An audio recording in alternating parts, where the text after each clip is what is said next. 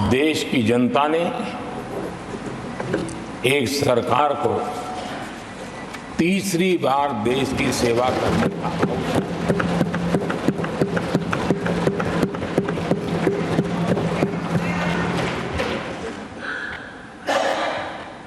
60 साल के बाद ये हुआ है कि 10 साल के बाद कोई एक सरकार फिर से उसकी वापसी हुई है। और मैं जानता हूं कि भारत के लोकतंत्र की 6 दशक के बाद आई हुई घटना असामान्य घटना है। और कुछ लोग जानबूझ करके उससे अपना मुंह फेर करके बैठे रहे। कुछ लोगों को समझ नहीं आया और जिनको समझ आया उन्होंने हो हल्ला उस दिशा में किया कि ताकि देश की जनता की इस विवेक बुद्धि पर, देश की जनता के इस महत्वपूर्ण निर्णय पर कैसे छाया कर दी जाए, कैसे उसको ब्लैकआउट किया जाए, इसकी कोशिश हुई। लेकिन मैं पिछले 2 दिन से देख रहा हूं कि आखिर तक पराजय भी स्वीकार हो रहा है और दबे मन से, कम मन से विजय भी स्वीकार हो रहा है।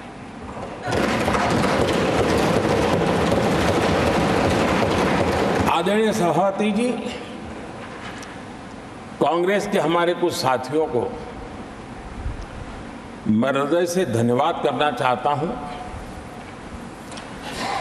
क्योंकि नतीजे आए तब से हमारे एक साथी की तरफ से मैं देख रहा था, उनकी पार्टी उनको समर्थन तो नहीं कर रहे थे, लेकिन अकेले झंडा लेकर दौड़ रहे थे। और मैं कहता हूं वो जो कहते थे उनके मुंह में घी शक्कर। और ये मैं क्यों कह रहा हूं? क्योंकि उन्होंने बार बार ढोल पिटा था 1/3 सरकार।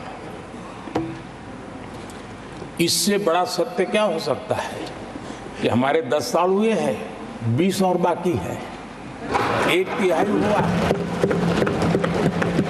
1/3 हुआ है, 2/3 बाकी। और इसलिए उनकी इस भविष्यवाणी को लिए मैं उनके मुंह में घी सकता।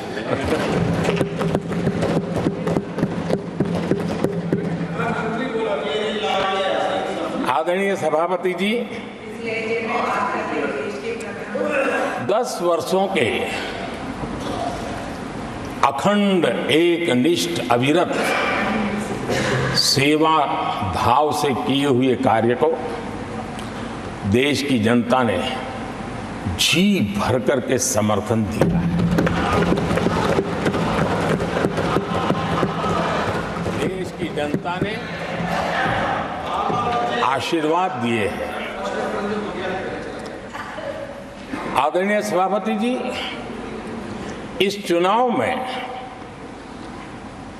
देशवासियों की विवेक बुद्धि पर गर्व होता है, क्योंकि उन्होंने प्रोपेगेंडा को परास्त कर दिया है।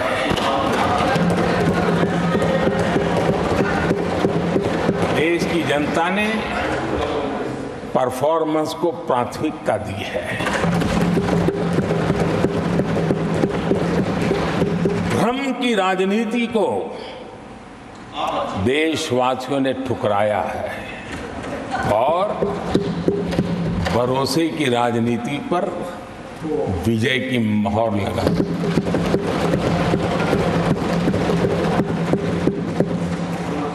आदरणीय सभापति जी, संविधान के 75वें वर्ष में हम प्रवेश कर रहे हैं। इस सदन के लिए भी ये पड़ाव विशेष है, क्योंकि इसे भी 75 साल हुए हैं। और इसलिए एक सुभग संयोग है। आदरणीय सभापति जी, मेरे जैसे बहुत लोग हैं इस देश के सार्वजनिक जीवन में, जिनके परिवार में कोई गांव का सरपंच भी नहीं रहा है, गांव का प्रधान भी नहीं रहा है, राजनीति से कोई सरोकार नहीं रहा है, लेकिन आज अनेक महत्वपूर्ण पदों पर पहुंच करके देश की सेवा कर रहे हैं। और उसका कारण बाबा साहब आम्बेडकर ने जो संविधान दिया है, उसने हम जैसे लोगों को अवसर दिया और मेरे जैसे अनेक लोग हैं जिनको बाबा साहब आम्बेडकर द्वारा दिए गए संविधान के कारण यहां तक आने का अवसर मिला है और जनता जनार्दन ने उस पर मोहर लगाई, तीसरी बार आने का मौका मिल गया।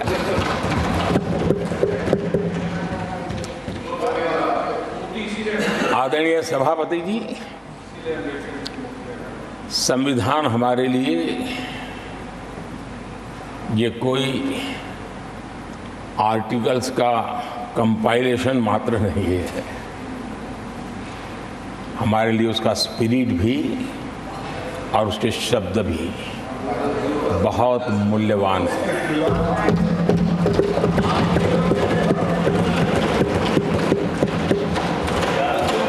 और हमारा मानना है कि किसी भी सरकार के लिए, किसी भी सरकार के नीति निर्धारण में, कार्यकलापों में हमारा संविधान लाइट हाउस का काम करता है, दिशा दर्शक का काम करता है, हमारा मार्गदर्शन करता है।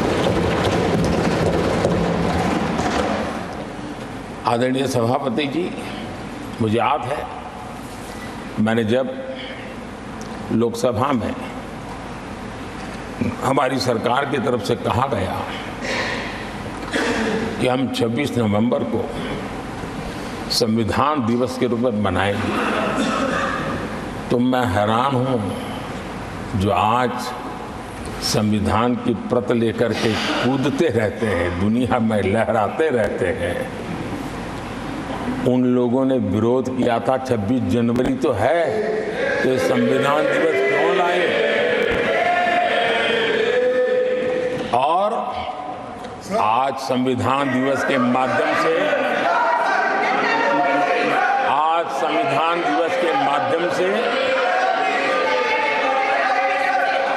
देश के स्कूल कॉलेजेस में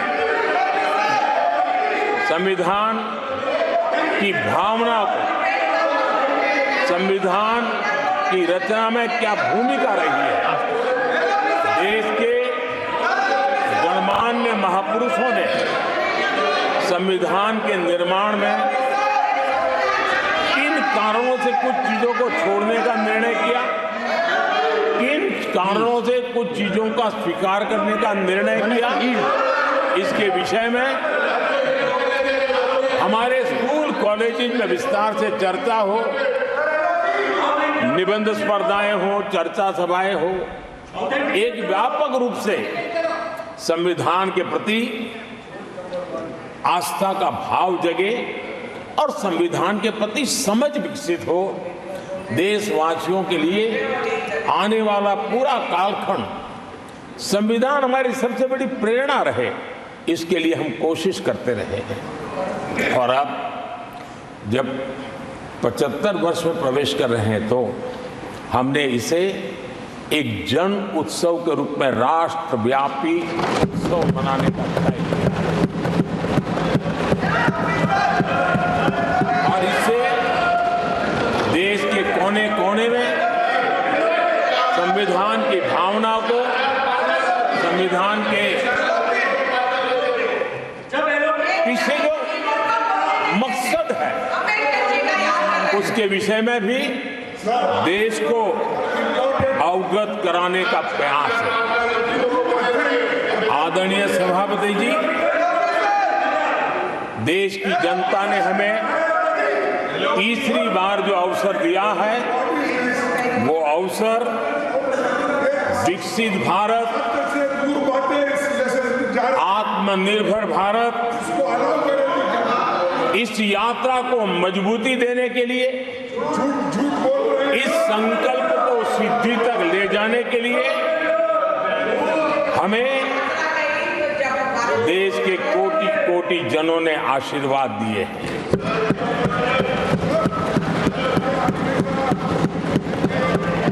आदरणीय सभापति जी, ये चुनाव 10 वर्ष की सिद्धियों पर तो मोहर है ही, लेकिन ये चुनाव भविष्य के संकल्पों के लिए भी देश की जनता ने हमें चुना, क्योंकि देश की जनता का एकमात्र भरोसा हम पर होने के कारण आने वाले सपनों को, संकल्पों को सिद्ध करने के लिए हमें अवसर दिया। आदरणीय सभापति जी, देश भली भांति जानता है, देश ने पिछले 10 वर्षों में हमारे देश की अर्थव्यवस्था को 10 नंबर से 5 नंबर पर पहुंचाने में सफलता पाई और जैसे जैसे नंबर निकटता की सिद्धि की ओर पहुंचता है, एक की तरफ पहुंचता है, तो चुनौतियां भी बढ़ती हैं और कोरोना के कठिन कालखंड के बावजूद, संघर्ष की वैश्विक परिस्थितियों के बावजूद, तनाव के वातावरण के बावजूद भी हम हमारे देश की अर्थव्यवस्था को 10 नंबर से आज विश्व में 5 नंबर पर पहुंचाने में सफल।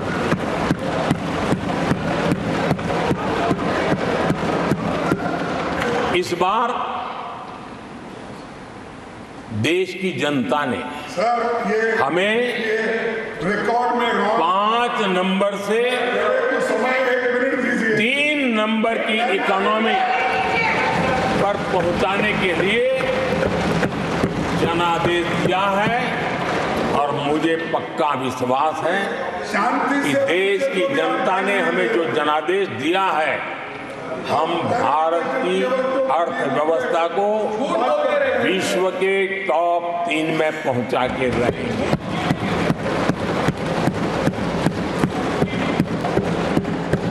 मैं जानता हूं आदरणीय सभापति जी, यहां कुछ ऐसे विद्वान हैं जो ये मानते हैं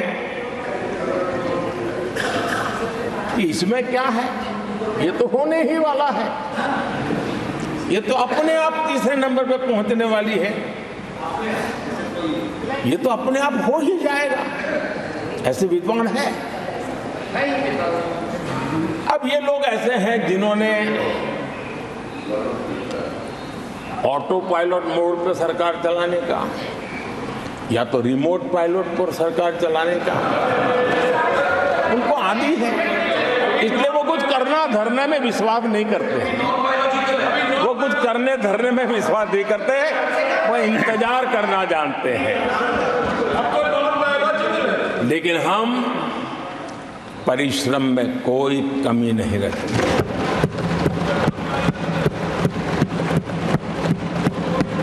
आने वाले वर्षों में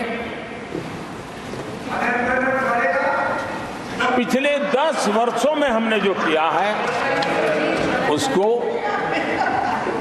गति भी बढ़ाएंगे, उसका विस्तार भी बढ़ाएंगे और गहराई भी होगी, ऊंचाई भी होगी और हम इस संकल्प को पूरा करेंगे।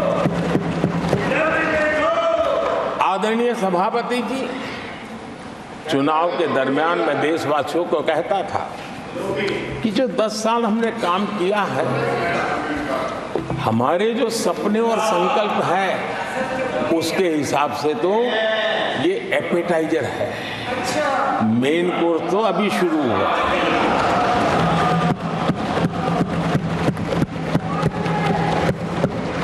आदरणीय सभापति जी, आने वाले 5 साल मूल सुविधाओं के सैचुरेशन के, और हम एक सामान्य नागरिक की जो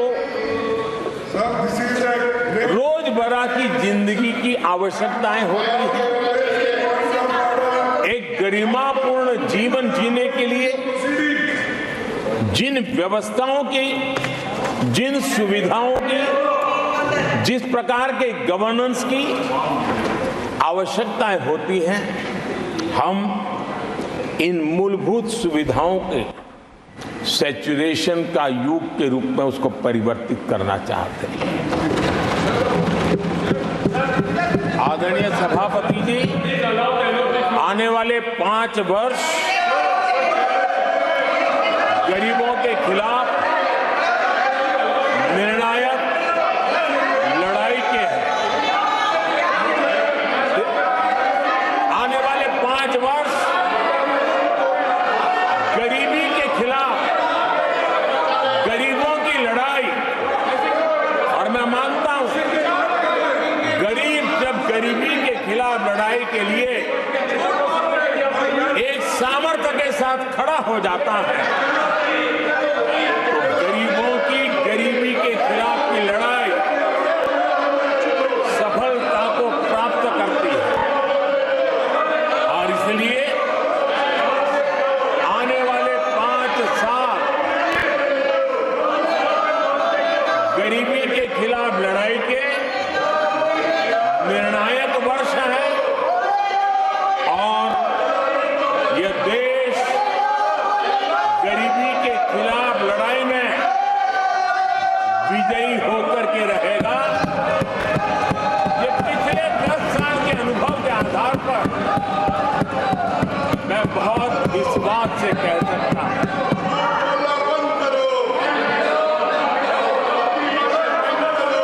आदरणीय सभापति जी, जब देश दुनिया की तीसरी बड़ी इकोनॉमी बनेगा तो इसका लाभ, इसका प्रभाव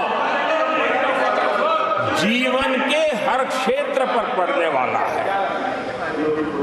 विकास के, विस्तार के अनेक अवसर उपलब्ध होने वाले हैं, और इसलिए जब हम दुनिया की तीसरे नंबर की इकोनॉमी बनेंगे, तब भारत के हर स्तर पर सकारात्मक प्रभाव तो होगा, लेकिन वैश्विक परिवेश में अभूतपूर्व प्रभाव पैदा होने वाला है।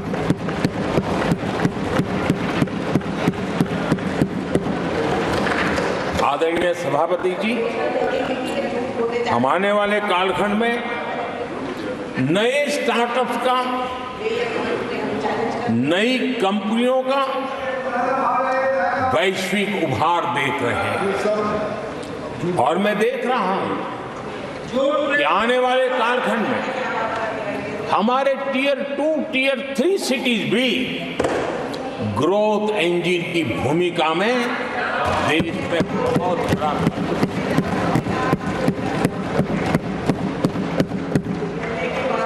आदरणीय सभापति जी, ये शताब्दी टेक्नोलॉजी ड्रिवन शताब्दी, और इसलिए हम कई नए सेक्टर्स में नए फुटप्रिंट्स भी अवश्य रूप से देखेंगे। आदरणीय सभापति जी, आने वाले 5 साल में पब्लिक ट्रांसपोर्ट में बहुत तेजी आने वाला है और इसका लाभ भारत के कोटि कोटि जनों को जल्द से जल्द मिले, उस दिशा में हम गंभीरता से आगे बढ़ना चाहते हैं। आदरणीय सभापति, भारत की विकास यात्रा में हमारे छोटे शहर, चाहे खेल जगत हो, चाहे शिक्षा जगत हो, चाहे इनोवेशन हो, चाहे पेटेंट की रजिस्ट्री हो, मैं साफ देख रहा हूं कि हमारे छोटे छोटे शहर, हजारों की तादाद में से शहर भारत में एक विकास का नया इतिहास गढ़ने वाले हैं।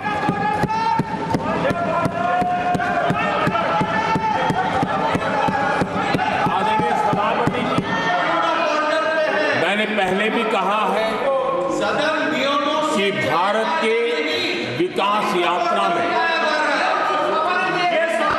4 प्रमुख स्तंभ, उसका सशक्तिकरण, उनको अवसर, ये बहुत बड़ी ताकत देने वाले हैं। आदरणीय सभापति जी, हमारे देश के किसान, आदरणीय सभापति जी, हमारे देश के किसान, हमारे देश के गरीब, हमारे देश के युवा और हमारे देश की नारी शक्ति, आदरणीय सभापति जी,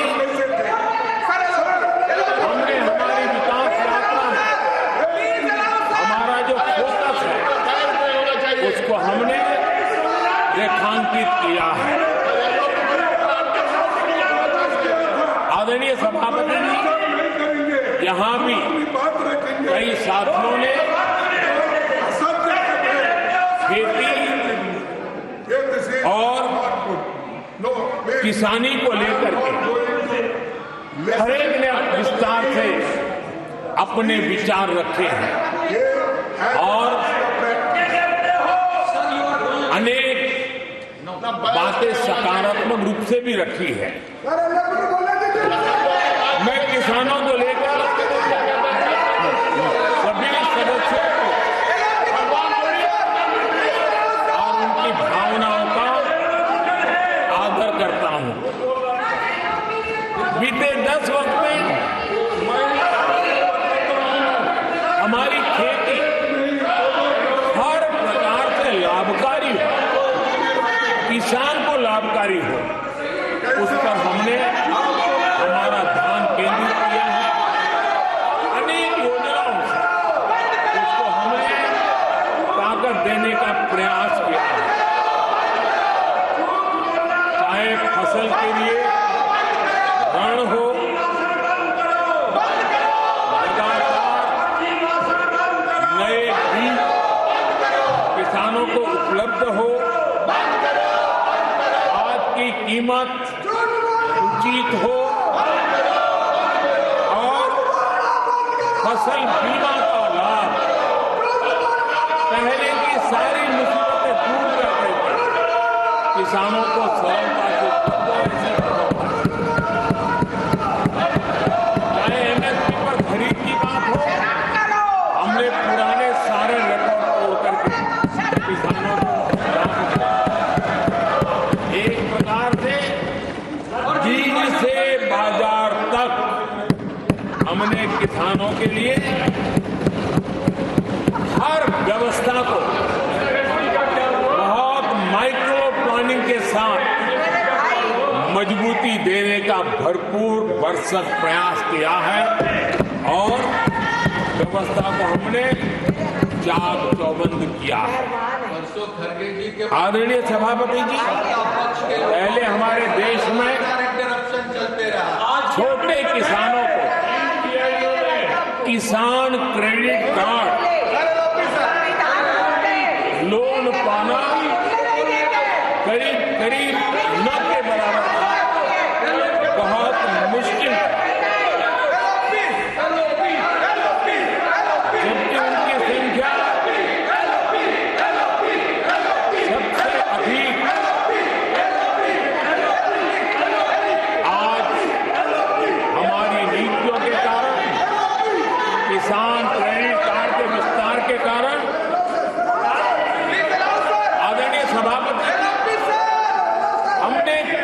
किसानी को एक व्यापक स्वरूप में देखा है और उस व्यापक स्वरूप में हमने किसान क्रेडिट कार्ड, पशुपालकों और मछुआरों को किसान क्रेडिट कार्ड का हमने लाभ मुहैया कराया है। और इसके बाद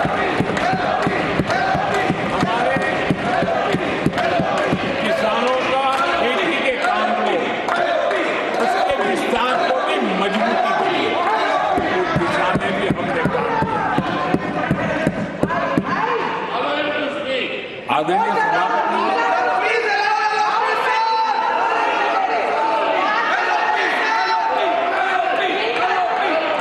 कांग्रेस के कार्यकाल में 10 साल में एक बार किसानों की कर्ज माफी की बहुत डोल पिटे गए और एक बढ़ चढ़ करके बातें बता करके किसानों को गुमराह करने का भरसक प्रयास किया गया था।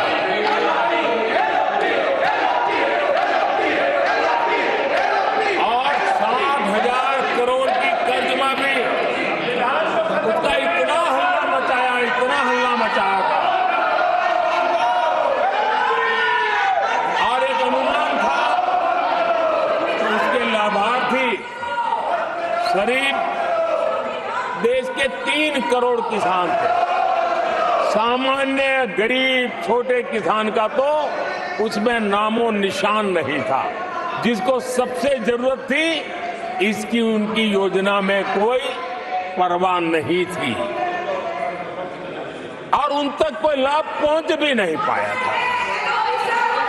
लेकिन आदरणीय सभापति जी, जब किसान कल्याण हमारी सरकार के हृदय में, केंद्र में हो, तो नीतियां कैसी बनती है, कल्याण कैसे होता है, लाभ कैसे पहुंचता है, उसका मैं इस सदन को उदाहरण देना चाहता हूं।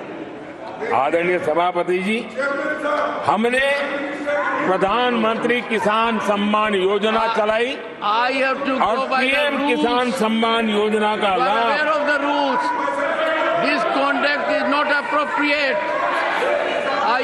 10 करोड़ किसानों को हुआ है Unparliamentary practice. और सिर्फ 6 साल में हमने Please take your seat. 3 lakh crore रुपए To take their seats. हम किसानों को दे चुके It हैं। is unbecoming of your conduct. आदरणीय सभापति जी, Unbecoming of your conduct.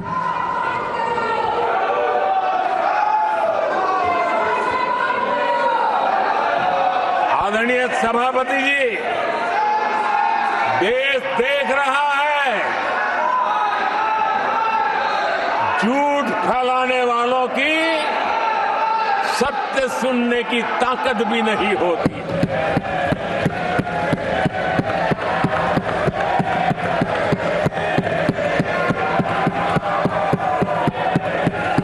जिनका सत्य से मुकाबला करना, इसके लिए जिनके हौसले नहीं है, वो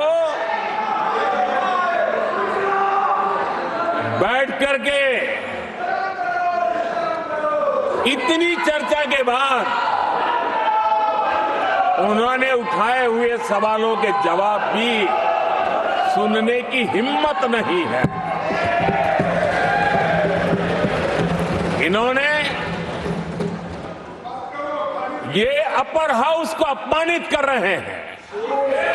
इस अपर हाउस की महान परंपरा को अपमानित कर रहे हैं। आदरणीय सभापति जी, देश की जनता ने हर प्रकार से उनको इतना पराजित कर दिया है कि अब उनके पास गली मोहल्ले में चीखने के सिवाय कुछ बचा नहीं। नारेबाजी, हो हल्ला और मैदान छोड़ के भाग जाना, यही उनके नसीब में लिखा हुआ। माननीय सदस्यगण, अत्यंत दर्दनाक, पीड़ादायक, अमर्यादित आचरण से देखकर मैं हूं। शासन तीसरे निरंतर लगातार काल में है। 6 दशक के बाद मैंने चर्चा की और मैंने अनुरोध किया कि प्रतिपक्ष के नेता को बिना बेरोक टोक बोलने का सुअवसर दिया। आज वो सदन छोड़कर नहीं गए हैं, मर्यादा छोड़कर गए हैं। आज उन्होंने मुझे पीठ नहीं दिखाई है, भारत के संविधान को पीठ दिखाई है। आज उन्होंने मेरा अनादर और आपका अनादर नहीं किया है, उस शपथ का अनादर किया है जो संविधान के तहत ली है। भारत के संविधान की इससे बड़ी अपमानित बात नहीं हो सकती। ऐसा कैसे हो सकता है? House of elders, the upper house, हमें देश का मार्गदर्शन करना है। मैं उनके आचरण की भर्त्सना करता हूं। देश के 140 करोड़ लोग इसे हाथ होंगे। सदन का मतलब है सत्ता पक्ष की बात सुनो जब आपने अपनी पूरी बात कह दी। माननीय सदस्यगण, आप सब जानते हैं कल देर रात तक चर्चा रखी गई, हर सदस्य को मौका दिया गया। It is an occasion where they have challenged Indian Constitution. They have outraged the spirit of Indian Constitution. They have disregarded the oath they have undertaken. मैं इस कुर्सी पर बैठकर इतना दुखी हूं कि भारत के संविधान का इतना बड़ा अपमान, इतना बड़ा मजाक। भारत का संविधान हाथ में रखने की किताब नहीं है, जीने की किताब है। मैं आशा करता हूं कि वो आत्मचिंतन करेंगे, मंथन करेंगे, अपने दिल को टटोलेंगे और कर्तव्य पर आएंगे। माननीय प्रधानमंत्री जी,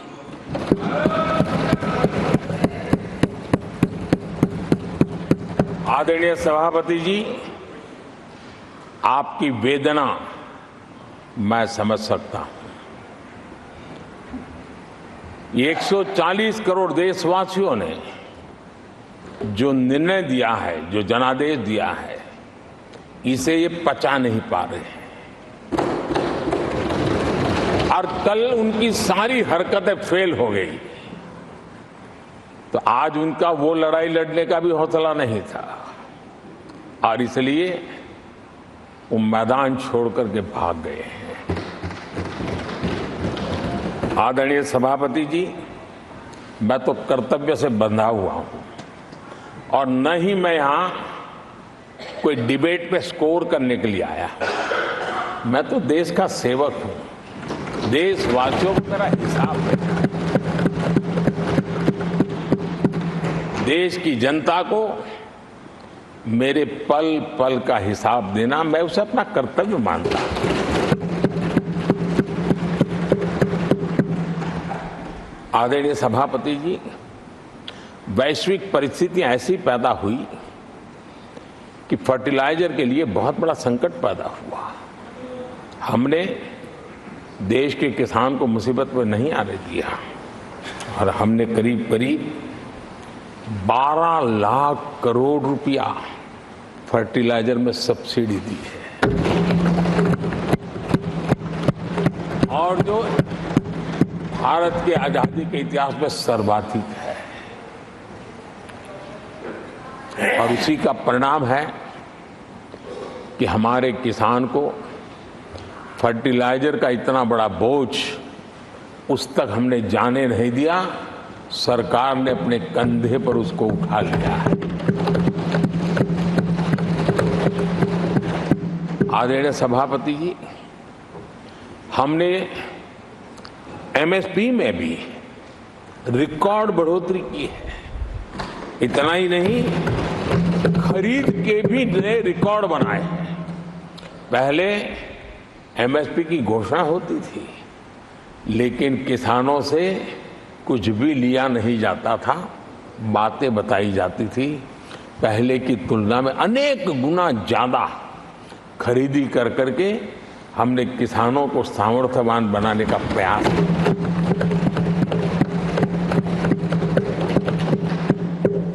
आदरणीय सभापति जी, 10 वर्षों में हमने कांग्रेस सरकार की तुलना में धान और गेहूं किसानों तक 2.5 गुना अधिक पैसा पहुंचाया और हम आने वाले 5 साल सिर्फ इसी का इंक्रीमेंटल वृद्धि करके रुकना नहीं चाहते। हम नए नए क्षेत्रों को, उन कठिनाइयों का अध्ययन करके उसकी मुक्ति के लिए प्रयास कर रहे हैं। और इसलिए आदरणीय सभापति जी, अन्न भंडारण का विश्व का सबसे बड़ा अभियान हमने हाथ लिया है और लाखों की तादाद में विकेंद्रित व्यवस्था के तहत अन्न भंडारणों की रचना करने की दिशा में काम चल पड़ा है। फल और सब्जी एक ऐसा क्षेत्र है, हम चाहते हैं किसान उस तरफ मुड़े और उसके भंडारण के लिए भी एक व्यापक इंफ्रास्ट्रक्चर की दिशा में हम काम कर रहे हैं। आदरणीय सभापति जी, सबका साथ सबका विकास, इस मूल मंत्र को लेकर के हमने देश सेवा की हमारी यात्रा को निरंतर विस्तार देने का प्रयास किया है। देशवासियों को गरिमापूर्ण जीवन देना, ये हमारी प्राथमिकता रही है। आजादी के बाद अनेक दशकों तक जिनको कभी पूछा नहीं गया, आज मेरी सरकार उनको पूछती तो है, उनको पूजती भी है।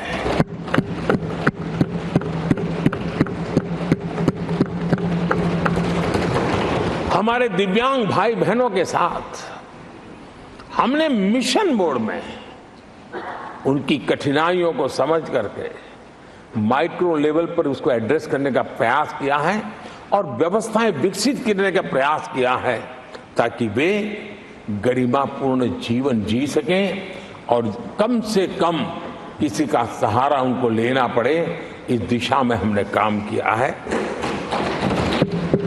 आदरणीय सभापति जी, हमारे समाज में किसी न किसी कारणवश एक उपेक्षित वर्ग, यानी एक प्रकार से समाज में बार बार हरदूत होने वाला वर्ग, वो ट्रांसजेंडर वर्ग है। हमारी सरकार ने ट्रांसजेंडर साथियों के लिए कानून बनाने का काम किया है और जब पश्चिम की दुनिया के लोग ये सुनते हैं तो उनको भी गर्व होता है, जब भारत इतना प्रोग्रेसिव है, भारत की तरफ बड़े गर्व की नजर से देखा जाता है। हमने उनको मुख्य धारा में लाने का प्रयास शुरू किया है। आपने देखा होगा, पद्मा अवार्ड में भी ट्रांसजेंडर को अवसर देने में हमारी सरकार आगे आ गई। आदरणीय सभापति जी, हमारे गुमंत जनजातीय समुदाय, हमारे गुमंत साथी, हमारे बंजारा परिवार, उनके लिए एक अलग कल्याण बोर्ड बनाया है ताकि उनकी आवश्यकताओं को हम एड्रेस कर सकें और उनको भी एक स्थायी, सुरक्षित और संभावनाओं वाला जीवन प्राप्त हो, उस दिशा में हम काम कर रहे हैं। आदरणीय सभापति जी, हम एक शब्द लगातार सुनते आए हैं, पीबीटीजी, पीबीटीजी, पीबीटीजी। हमारे जनजातीय समूह में ये सबसे पीछे रहा हुआ और आजादी के इतने सालों के बाद भी जिन्होंने उनको निकट से देखा होगा, पता चलता है कि कैसी हालत में जीते हैं। उनकी तरफ किसी ने नहीं देखा। हमने एक विशेष व्यवस्था की है और पीएम जनमन योजना के तहत 24,000 करोड़ रुपए,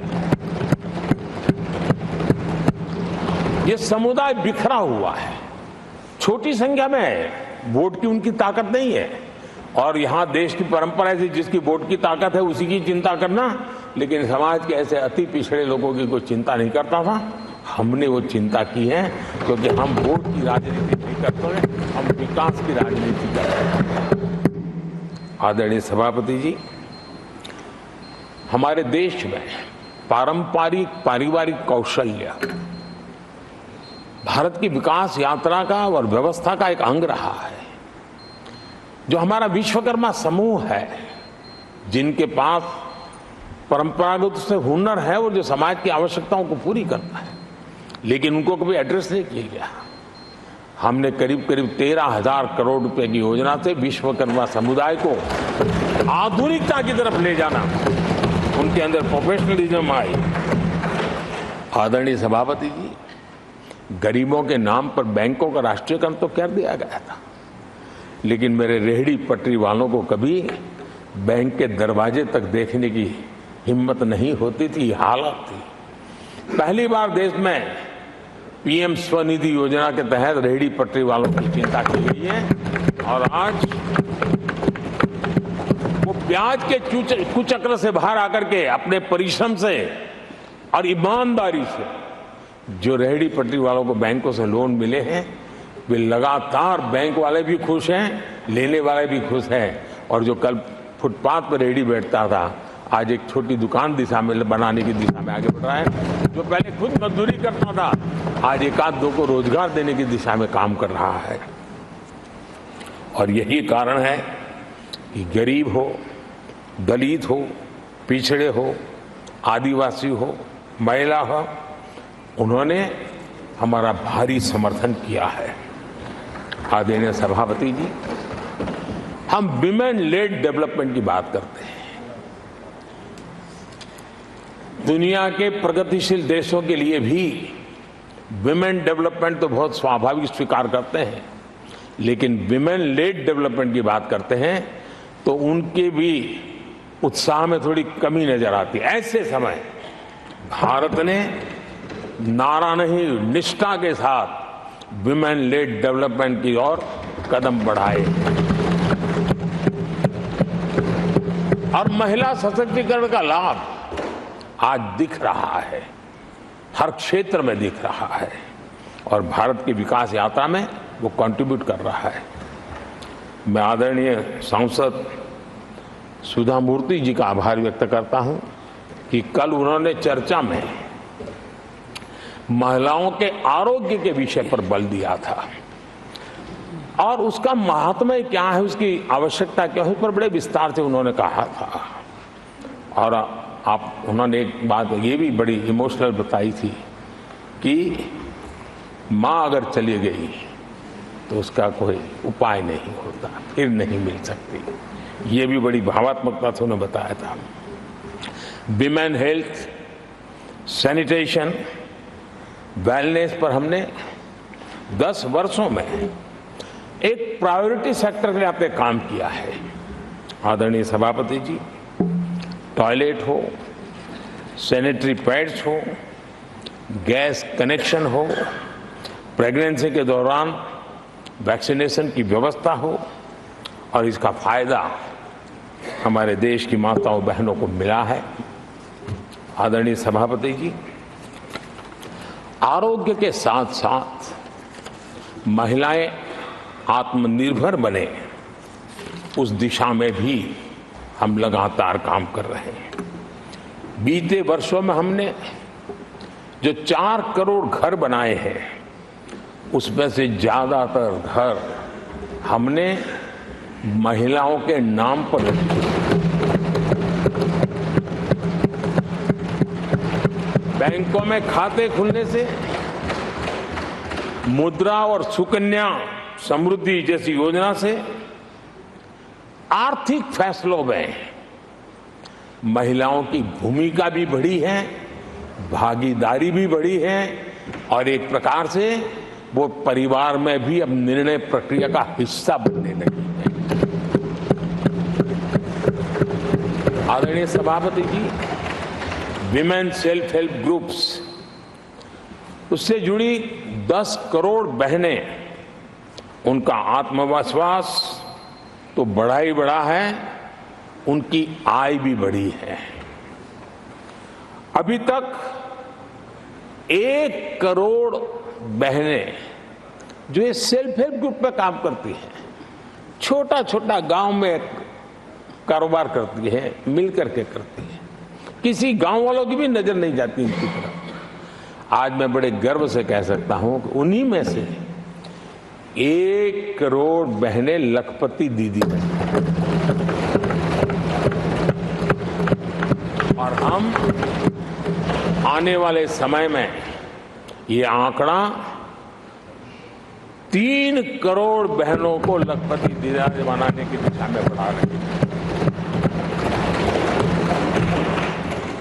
आदरणीय सभापति जी, सरकार का प्रयास है कि हर नए सेक्टर को हमारी महिलाएं लीड करें, वो अगुवाई करें, उस दिशा में हम प्रयास कर रहे हैं। नई टेक्नोलॉजी आती है, लेकिन महिलाओं के नसीब बहुत बहुत आखिर में आती है। हमारी कोशिश है कि नई टेक्नोलॉजी का पहला अवसर हमारी महिलाओं के हाथ लगे और वे इसको बदलें। और इसी के तहत नमो ड्रोन दीदी ये अभियान बहुत सफलतापूर्वक आगे बढ़ा है और आज गांव में किसानों को मदद करने का टेक्नोलॉजी के माध्यम से काम गांव की हमारी महिलाएं कर रही। और मैं जब उनसे बात कर रहा तो मुझे कह रही है, अरे साहब हम लोग तो कभी साइकिल भी नहीं चलाना जानते थे, आपने हमें पायलट बना दिया है। বাংলার আওয়াজ, বাঙালির আবেগ, জি 24 ঘন্টা।